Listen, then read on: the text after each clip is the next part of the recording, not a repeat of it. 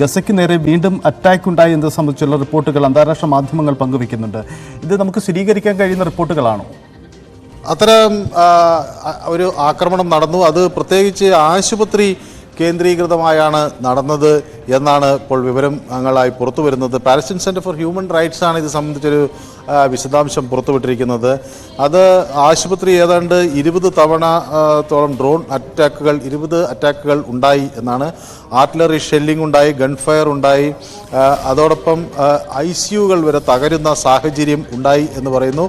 ആരോഗ്യ പ്രവർത്തകരും രോഗികളും കൂട്ടിരിപ്പുകാരും ഇതിൽ ഇരകളായിട്ടുണ്ട്. ഏതാണ്ട് 20ഓളം പേർ മാരകമായി പരിക്കേറ്റതായുള്ള വിവരങ്ങളാണ് ഇപ്പോൾ ആദ്യഘട്ടത്തിൽ പുറത്തു വരുന്നത്. ഈ ആരോഗ്യ കേന്ദ്രങ്ങൾക്ക് നേരെ നടക്കുന്ന ആക്രമണങ്ങളെ അപലപിച്ചുകൊണ്ടാണ് ഈ Palestine centre for human rights ഈ ഒരു പ്രസ്താവന പുറത്തുവിട്ടിരിക്കുന്നത്. അതുപോലെ ഈ ആശുപത്രിയിൽ നിന്ന് ആളുകളെ പുറത്തേക്ക് കടക്കാൻ പറ്റാത്തൊരു സാഹചര്യം, അവിടെ തുടർച്ചയായ ബോംബിംഗ് നടക്കുന്നു എന്നാണ് പറയുന്നത്. അത് ഈ ഒക്ടോബറിന് ശേഷം നടന്നിട്ടുള്ള ഏറ്റവും ശക്തമായ ആക്രമണങ്ങൾക്കിടെ കൂട്ടത്തിൽപ്പെടുത്താവുന്നത് തന്നെയാണ് എന്ന് അവർ പറയുകയും ചെയ്യുന്നു. ഏതായാലും ഇത് ഒരു വശത്ത് തുടരുമ്പോൾ ഇസ്രായേലിന് നേരെ ഈ ഹൂതികളുടെ ആക്രമണവും മറുവശത്ത് വരുന്നുണ്ട്. അവിടുന്ന് ബാലിസ്റ്റിക് മിസൈലുകൾ ഇസ്രായേൽ ചൊവ്വാഴ്ച ഇന്ന് രാവിലെ പതിച്ചു. പലയിടങ്ങളിലും സൈറനുകൾ തുടർച്ചയായി മുഴങ്ങുന്നതായി ഇസ്രായേലിൽ നിന്ന് ആളുകൾ പറയുന്നുണ്ട്. അപ്പോൾ ഈ ഹൂതികളുടെ ആക്രമണം നേരിടാനുള്ള തയ്യാറെടുപ്പുകൾ ഇസ്രായേൽ നടത്തുന്നു. അവിടെ പ്രത്യേകിച്ച് ഈ സൈറനുകൾ മുഴങ്ങുന്നത് മധ്യ ഇസ്രായേലിലാണ്.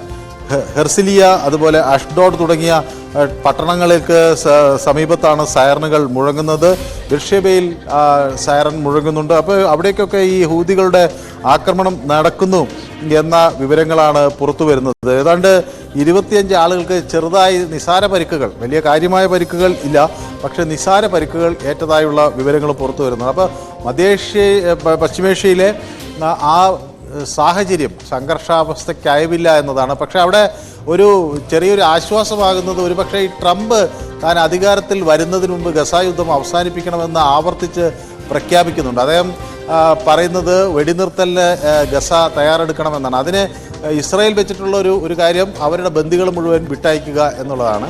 സ്വാഭാവികമായും അതിന് തയ്യാറാകാത്ത പക്ഷം താൻ കടുത്ത നടപടികളിലേക്ക് നീങ്ങും എന്ന് ഗസയെ പ്രത്യേകിച്ച് ഹമാസിനെ ഡൊണാൾഡ് ട്രംപ് ഓർമ്മപ്പെടുത്തുന്നുണ്ട്.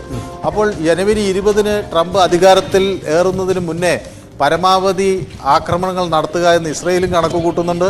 സ്വാഭാവികമായും അതിനുശേഷം ഇത് കുറെ കൂടി രമ്യതയിലേക്ക് കാര്യങ്ങൾ നീക്കേണ്ടി വരും എന്ന ഒരു വസ്തുത എല്ലാ വിഭാഗങ്ങളും അംഗീകരിക്കുകയും ചെയ്യുകയാണ്.